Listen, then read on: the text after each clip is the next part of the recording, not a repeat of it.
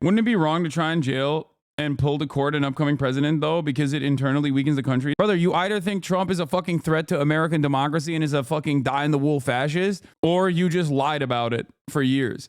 I personally think he is, okay? He violated the rules regardless. Why the fuck would you cast that aside? Excuse me, we need to make sure that Germany is united. And that's precisely the reason why we should offer Hitler the chancellor position.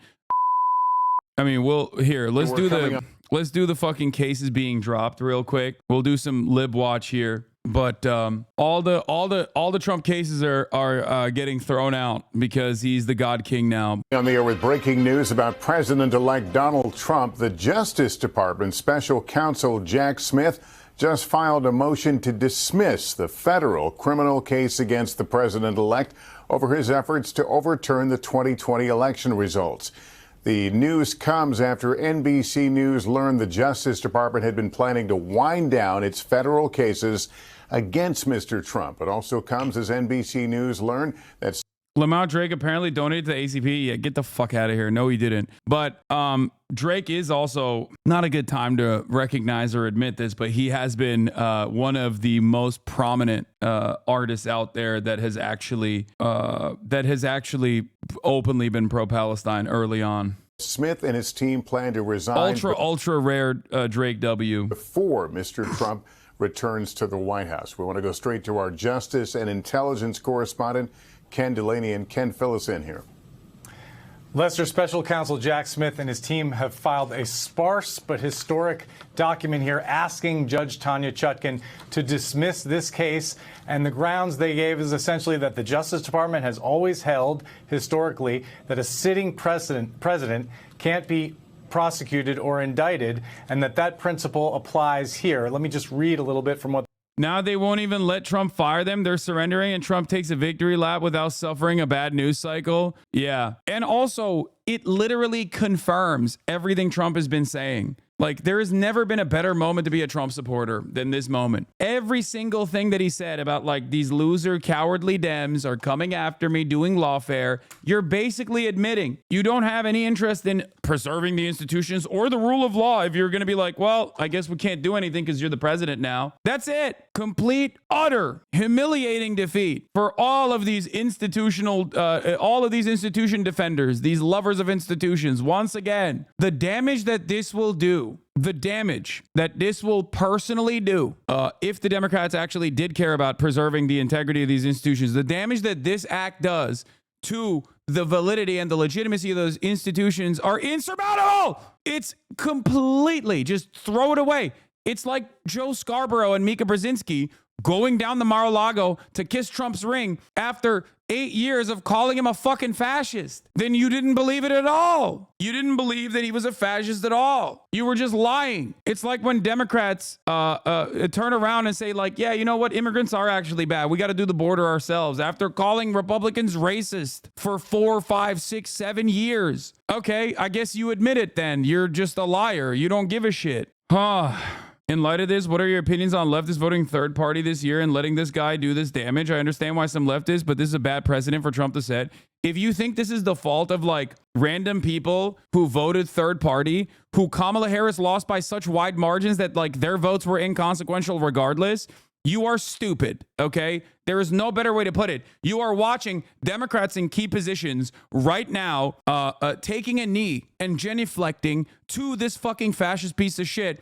And you're still like, you know who's at fault here? Random third-party voters, actually, who, if they all voted for the Democrats, would have still not allowed the Democratic Party to fucking win. Okay? What the fuck? You cannot outflank the Democratic Party. You cannot make the assertion that these people are automatically in the tank for the Democratic Party, but are silly and selfish, and that's why they're not voting for the Democrats. This is an idiotic way to campaign, okay? That's not how this works. And what's happening right now is far, far, far more consequential. People need to cut this shit out, okay? Stop. Do you work for the DNC? Do you have pay stubs to show for it? Why are you defending their inadequacy for free on an independent outlet such as myself, okay? You're coming to a community of leftists to be like, I am going to defend the $700,000 salary winning idiotic analysts and campaign staffers that literally fucking openly consulted the Democratic Party to lose. I'm going to defend them and their integrity. It's like these guys are getting paid six figures. They melted $1 billion.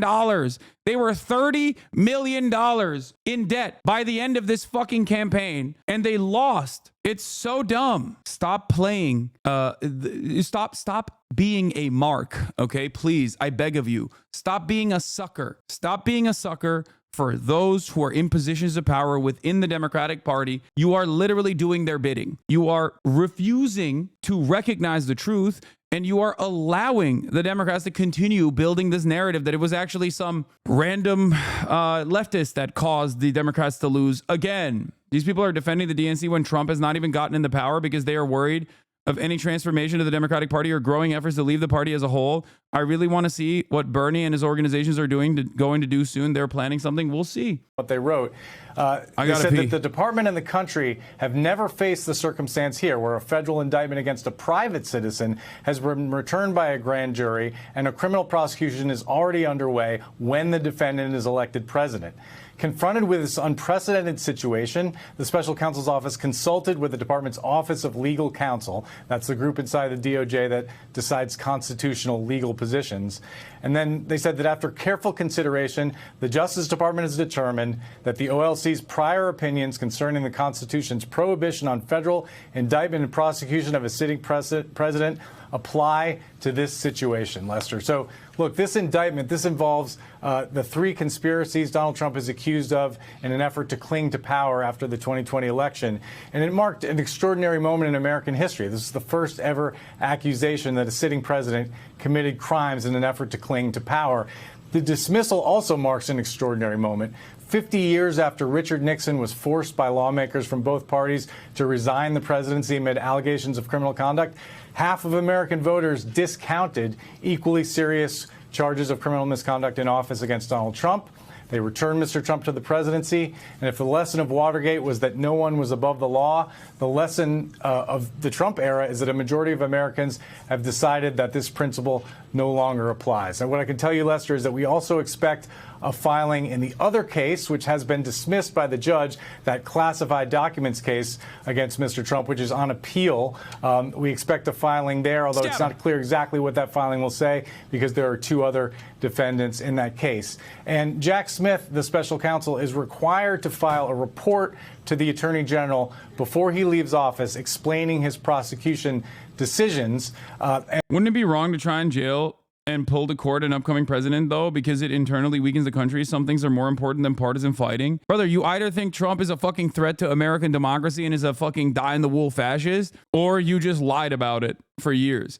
I personally think he is, okay? I think he does spell great trouble for American democracy and the future of America in general. And he is a fucking straightforward, ultra-nationalist fascist at this point, okay? Doesn't matter if he's like personally invested in some ideological variant of Nazi ideology. What matters is his output. What matters is what he's doing, okay? He violated the rules regardless. Why the fuck would you cast that aside? Excuse me, we need to make sure that Germany is united. And that's precisely the reason why we should offer Hitler the chancellor position.